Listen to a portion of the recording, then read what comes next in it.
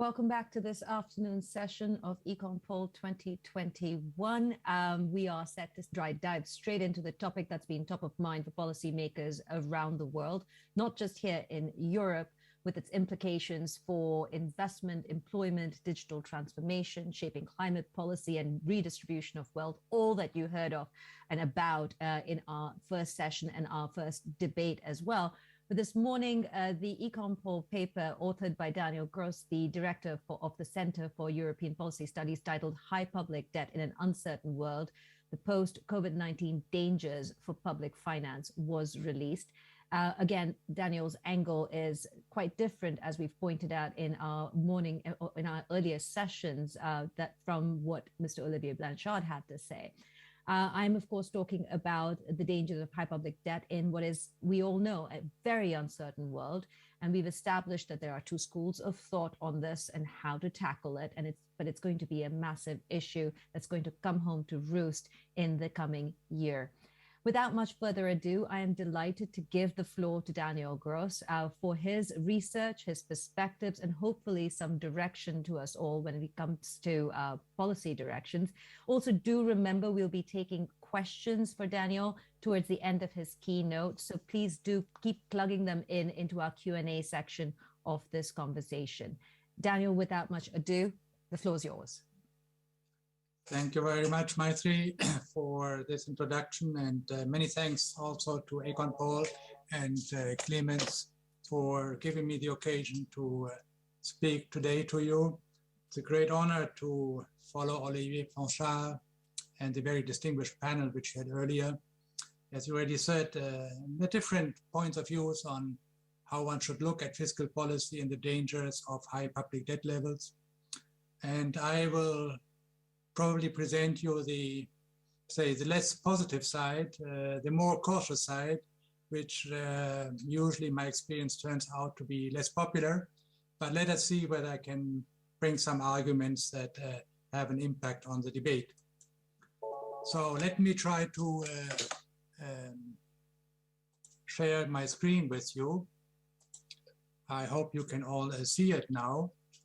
And let me go immediately into the main argument. And here I have okay, sorry. The starting point is very similar to what Olivier Blanchard said this morning. Namely, we have very high debt levels throughout the developed world. Clemens Fuß also mentioned some of the highest numbers, 160% for Italy, 130% for the US, and over 200% of GDP for Greece. And the underlying issue, which was discussed earlier today, was whether it still makes sense to talk about the sustainability of debt if the interest rate is smaller than the growth rate. Right? The famous question, R minus G. And Olivier earlier this morning talked a lot about how one should look at the economics of public finance when that is the case. And he talked a lot of what he called the first moment, meaning the averages and how things look in terms of sustainability going forward. Now, my point is different. I would like to combine two aspects of public debt which have not been taken into account in the debate, not been taken into account sufficiently in the debate. And these two aspects are very simply that the cost of debt is what's called convex technically, which means that if you double your public debt, its cost probably more than doubles. And you have to combine that with the fact that there is uncertainty. There's uncertainty about growth and about the state of financial markets. And this means that the cost of public debt tomorrow can be very different from what it was today. These are the two basic elements of my talk, which I would really keep in mind. But before I go into the specific aspects which I would like to emphasize, I would also like you to consider the historical experience. Because it is not the first time in history that we have seen interest rates lower than the growth rate. Actually, if you look at the work for Schulerick and others on historical growth rates and interest rates, you see that this has been quite frequent. So it is in that sense not totally new. But the historical experience also shows that even when you had periods of low interest rates relative to growth rates, you had actually many government defaults. Actually, if you look at the paper by Mauro in 2019, you can see that the defaults were as frequent during periods of low interest rates relative to the growth rate than others. So you must have something else. Something else is basically very high primary deficits, so similar to today, in combination with high debt accumulation. So his conclusion then was actually that one cannot sleep soundly even if R is smaller than G. So keep that in mind as the historical experience. And perhaps when you look at my own arguments, you see that what might have caused this problem. On the R minus G, we see that this has been a trend over the last years. Olivier showed that this morning. Let me just add one footnote to that in this graph where you see the difference between the interest rate and the growth rate. As a parenthesis, I usually take both nominal, so the nominal interest rate versus the nominal growth rate. If you take both in real terms, it doesn't really matter. And as he showed also, there's a broad trend from the 1990s downwards. And since 2016, for the US, for the euro area and Japan, the growth rate has been higher than the interest rate, so all good. But you also see that if you have a crisis, then suddenly it can spike. Because during the crisis, usually interest rates go up a little bit and the growth rate tanks, meaning that the growth rate factor can spike very suddenly. So keep that in mind. This is the first indication of uncertainty can change the best well laid out plans for debt sustainability. And then let me add one further issue, which is very important, which I don't have time to discuss today in depth, but which is very important. Because the way the public debt, especially public debt crisis, affect the economy depends crucially on who holds that debt. If, like in Japan, most of your debt is held by domestic residents, then it's not net debt at the level of society, of the overall country. And therefore, if you have such a situation and you have a higher risk premium, then the government needs to pay out more. But it pays out to domestic residents who then spend more and pay more taxes. And in the end, it remains within the domestic system. If you owe your debt to foreigners, it's very different. The country as a whole then has to pay to foreigners higher interest if the risk premium goes up. And that is something which is taken out of the entire economy of the country, meaning that in the end, the country is poorer and the government has to finance the debt service from a lower GDP. So this means that a foreign debt is much more of a risk than domestic debt. Now, what does it mean for the euro area concretely? Given that we have a very large cross-border holdings of debt, a large part, perhaps more than 50–60%, is really foreign debt. So this means that if for any euro area country the risk premium goes up, then the problem is for the country, not just a transfer within the country. So keep that in mind. Now, let me just say something about the cost of public debt. So usually it is the interest rate.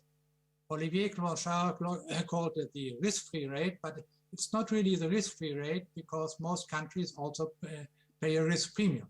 So it's a risk-free rate plus a risk premium. And now, where does this risk premium come from? It comes from two elements. You have a risk aversion in the market, and that means the way the market punishes or reacts to high debt ratios. So, and if that's the case, and empirically we can show that has been the case throughout the last 20 years within the euro area, but also with the risk premium or the risk aversion going up and down over time. But what it really implies is this, this equation here, which says that then the total debt service burden is the interest rate times the debt level, right? And that in turn means the interest rate, risk-free rate on the debt times the risk aversion times the square of the debt. And that's crucial.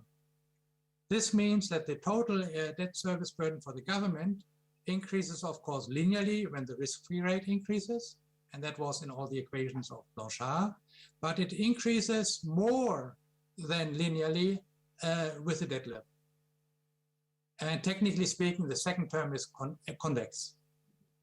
And this has one immediate practical implication, which is that the marginal cost of debt is not equal to the risk-free rate, which you see down here, but it is increasing in the debt level itself.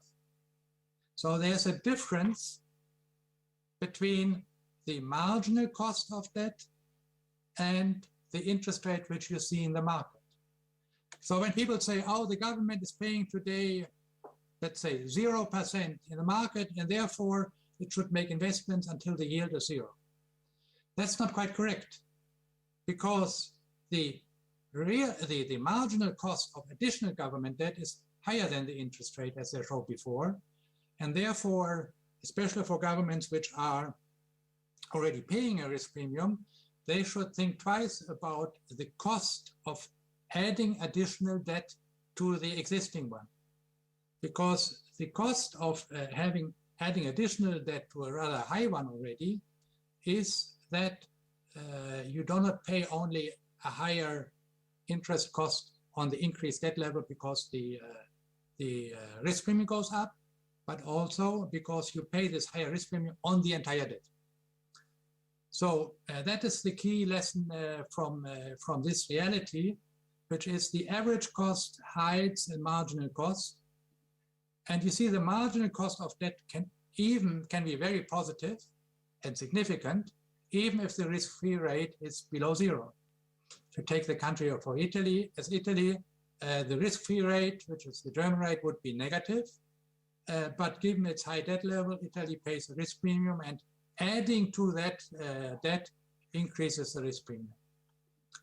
So here you see, for example, the total debt service as a function of the debt ratio, debt service as a percent of GDP of a government, as a function of the debt to GDP ratio. And you can see that it can go up very quickly if you have a high risk aversion in the market, that's the red line, or of course less quickly if you have a low risk aversion. Today we are more in a situation like the blue line here, meaning that even with very high debt ratios, let's say 160% here like Italy, the debt service burden would still be moderate. But if high risk aversion were to return, and we have seen that it can do so during the financial crisis in about 10 years ago, then the debt service burden for the government can escalate very quickly. So that is something to keep in mind. The first point is that the cost of public debt increases more than proportional with the debt ratio, and the cost of piling on debt to already high one is much higher than the interest rate you see in the market. And of course, that what I would like to combine with my second point, which is that there's a key element here of uncertainty, which is risk aversion. Risk aversion in the market is right now pretty low, but we have seen in the past that that can change very quickly. And the cost of an increase in higher risk aversion is again related to the square of the debt ratio. So it becomes very high very quickly, as also you saw as a difference between increases between the red line and the blue line, which I showed previously.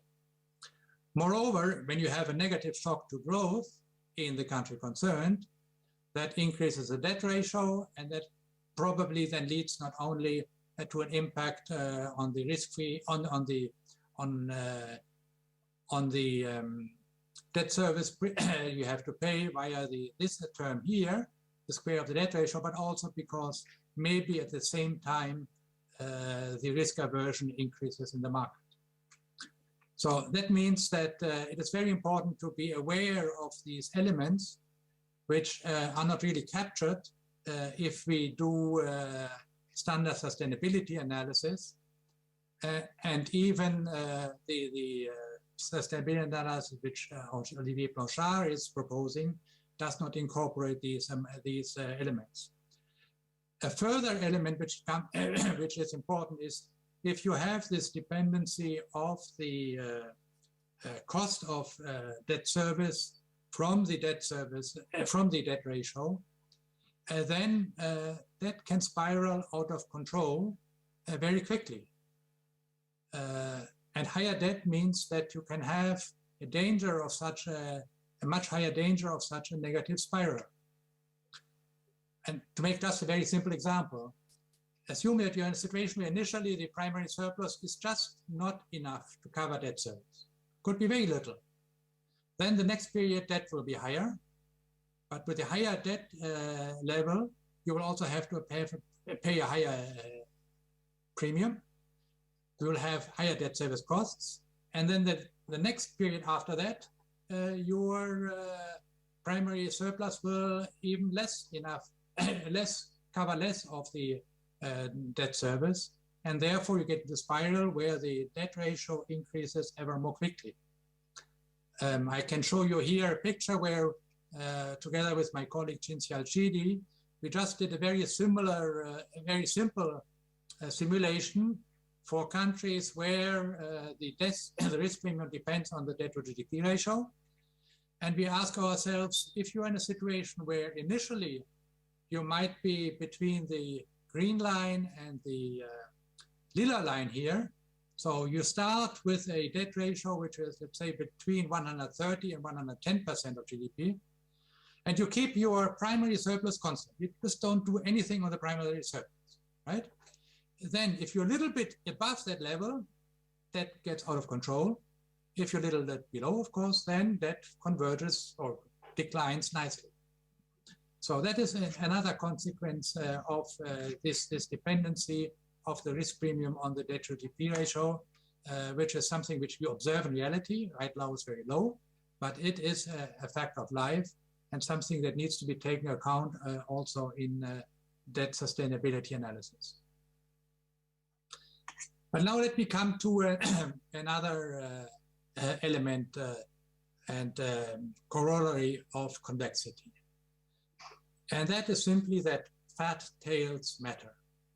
What do I mean by fat tails? Fat tails is an expression which says that the distribution of shocks, and there could be either shocks to GDP or shocks to the market risk premium, can have very strong consequences, even catastrophic consequences, when the cost of debt is convex.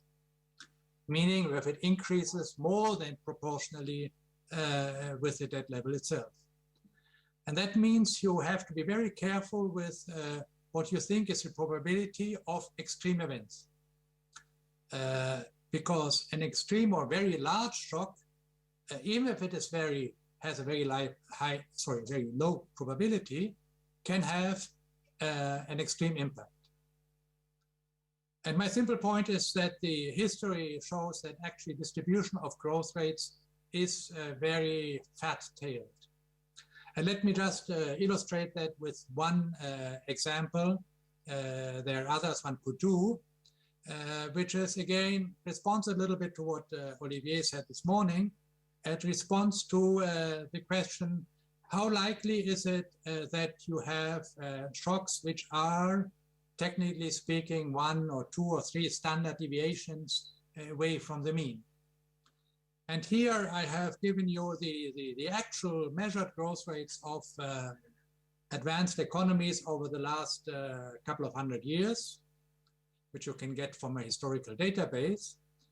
And then I've asked myself, how much more of these extreme values do you observe relative to a theoretical distribution, which is the normal one, which use most people, and which most people, by the way, also use in stochastic sustainability analysis. And what you can see here is in the center, you have values above 1, which means that actually very small shocks are even more probable than suggested by the normal distribution that people or economists mostly use. And then the medium shocks are actually less likely than one would expect from a normal distribution. But then when one gets in so-called tails, left and right, one sees that there are much more. 4 sigma events are basically more than almost 6 times as likely as you would expect from a normal distribution. I should add that I've actually cut off the distribution here because 5 sigma events would be off the chart. They are much more frequent than they should be if the distribution were normal, so to speak. So this means that reality is not a situation where you have normally distributed shocks, which get successively much more unlikely as they become larger. The reality is actually the opposite. You have lots of small shocks, few medium sized, and a lot of tail events, right?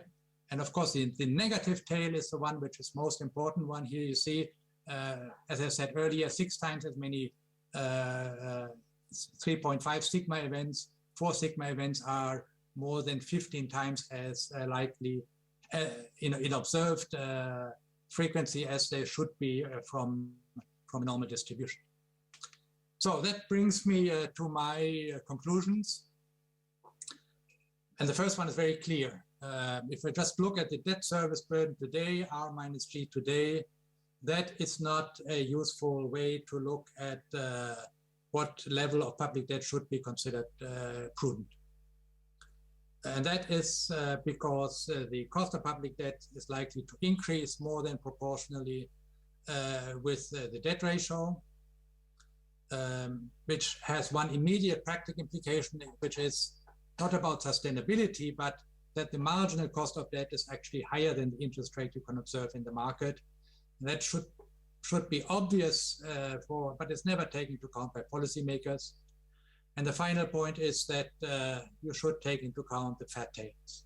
I think this crisis has shown us that the unexpected materializes more often than we would like. And even a small likelihood of extreme events needs to be taken into account because the cost of such an event would be catastrophic. So that is, if you want, the prudent person rule, which Nicholas Taleb has summarized in his own words as a mathematician of uncertainty much better. We really should not confront normal idiosyncratic shocks which happen here and there with other ones which are, in his words, multiplicative, systemic, and fat-tailed. Let me conclude here.